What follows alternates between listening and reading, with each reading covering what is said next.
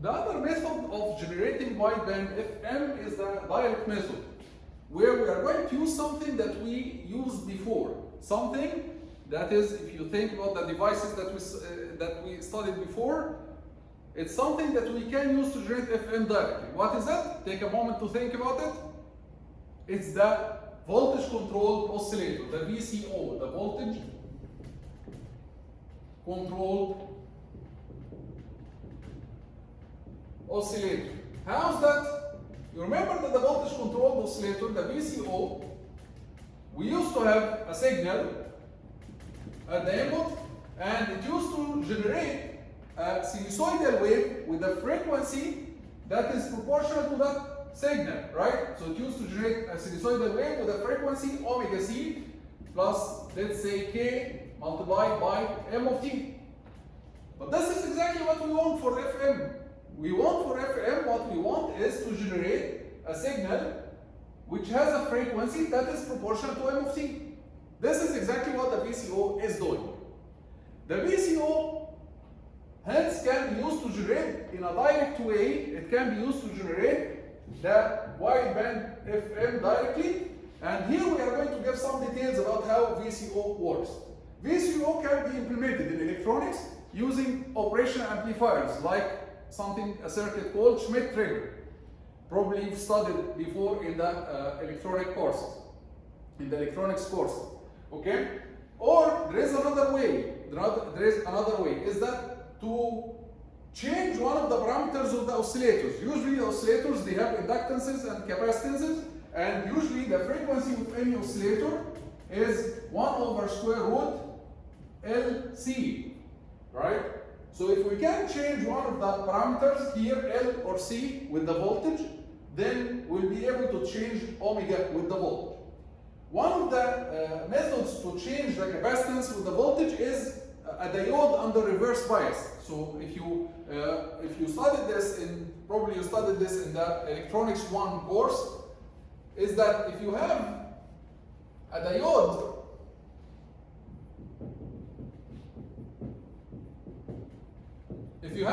in the reverse bias, there is a depletion region here, and there are positive ions and negative ions on the other side. So this looks like a capacitor exactly. There is a capacitance in the depletion region here, and this capacitance depends on the width of the depletion region. So when you have a small reverse bias voltage, the depletion region will be small, and hence the capacitance will be small. While if you have a large reverse bias voltage, the depletion region is going to increase, and then you are going to have a larger capacitance, right? So here, this capacitance of the depletion region, it changes with the voltage. So V here is high, V here is low. Low reverse bias voltage, high reverse bias voltage. So the capacitance of the diode here, it depends on the voltage. So if we can design or use this variable capacitance in our oscillator, we can obtain a capacitance that is C node minus some constant multiplied by m of t.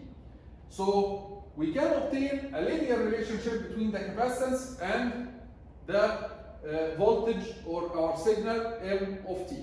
Now if we substitute this capacitance, which we obtain from something like the reverse bias diode, okay, if we substitute here, then the frequency will be 1 over square root L multiplied by C node minus K m of t.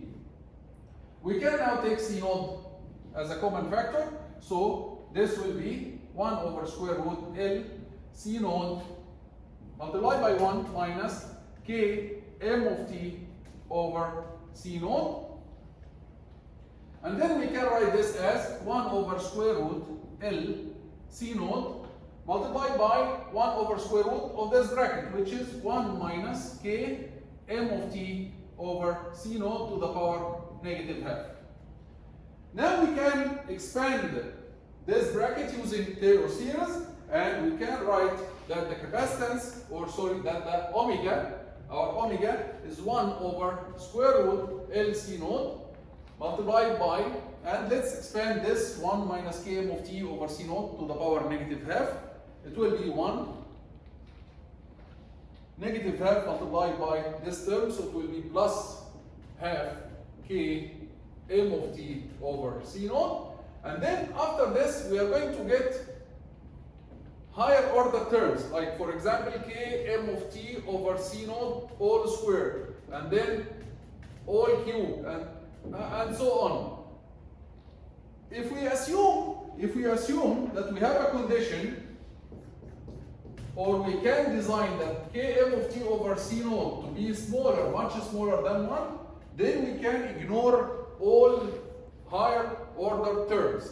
So given this condition that we will discuss at the end, we can ignore higher order terms, and we can say that omega is going to be approximately 1 over square root L C naught multiplied by 1 plus k m of t over 2 c naught, and we ignore the remaining terms.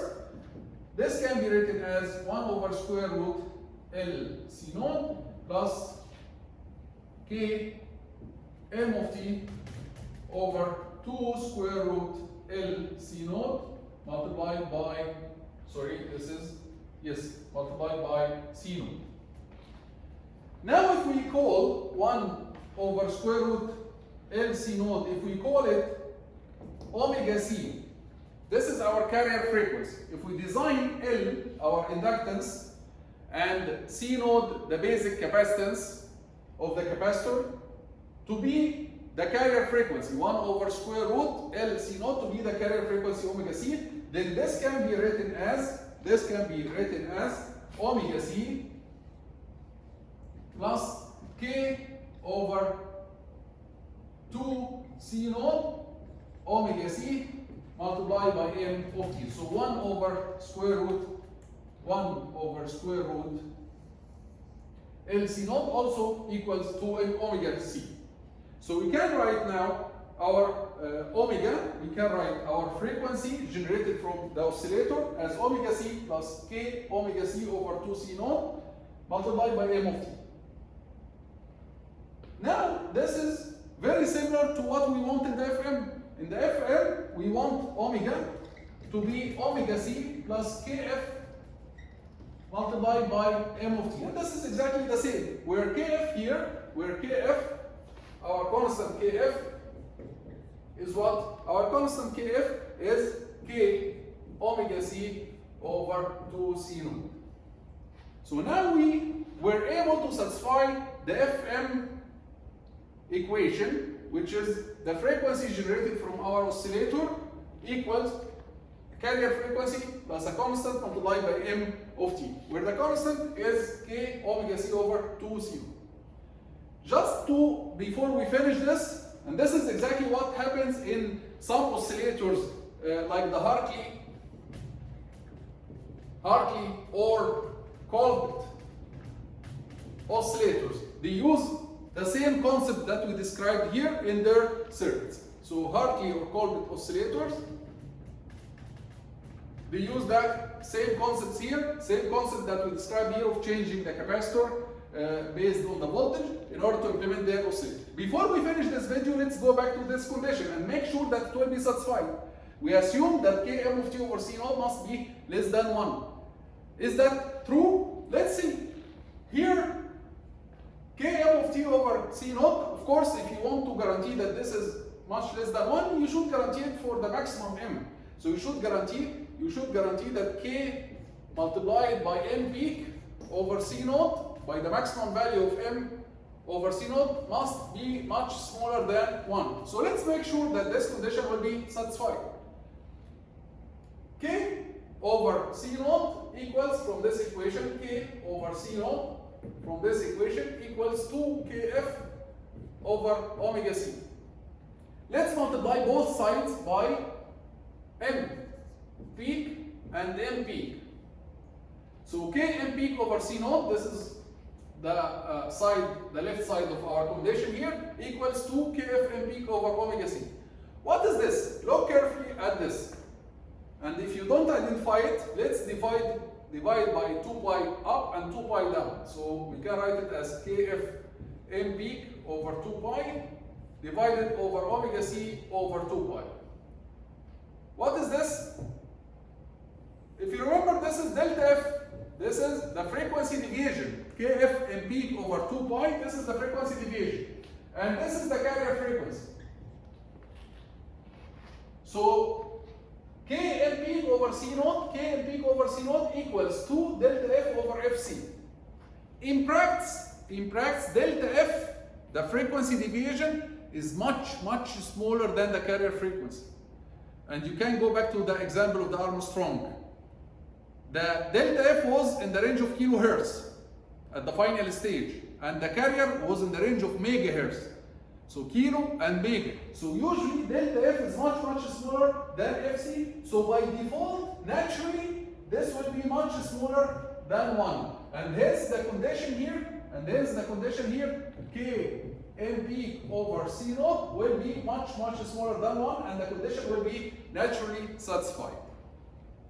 So this is how we generate the FM signal in a direct way using Hartley or Colbert oscillators, or using the op-amp with Schmidt trigger. Okay, and this kind of oscillators, this kind of method, it doesn't suffer from amplitude distortion. Although we have here some approximation, but the approximation here doesn't affect the amplitude as much as what happens in the Armstrong method. So although we have approximation here, but the amplitude distortion is very small compared to Armstrong method. So here, no amplitude distortion. The advantage here, almost no amplitude distortion. But the disadvantage is frequency instability. The disadvantage of this is frequency instability. The frequency that you are going to generate is unstable, it keeps moving. And they treat this problem, so the disadvantage is frequency instability. And they deal with this problem using feedback circuits. They connect some feedback circuits. We're not going to go into details here, but they use feedback circuits in order to reduce the frequency instability. So opposite to the Armstrong method. Armstrong method, it was stable, but it had amplitude distortions, and we decided to treat the amplitude distortion using the band pass limiter. Here, no amplitude distortion, but the frequency is unstable. There is frequency instability, and they treat the frequency instability here using some feedback circuits. They compare the output frequency with a certain oscillator, fixed oscillator, and they take the error signal and correct the frequency based on the error signal. Some feedback method to deal with the frequency instability. That's it for the direct method. We'll see you in the next video with the demodulation of the FM.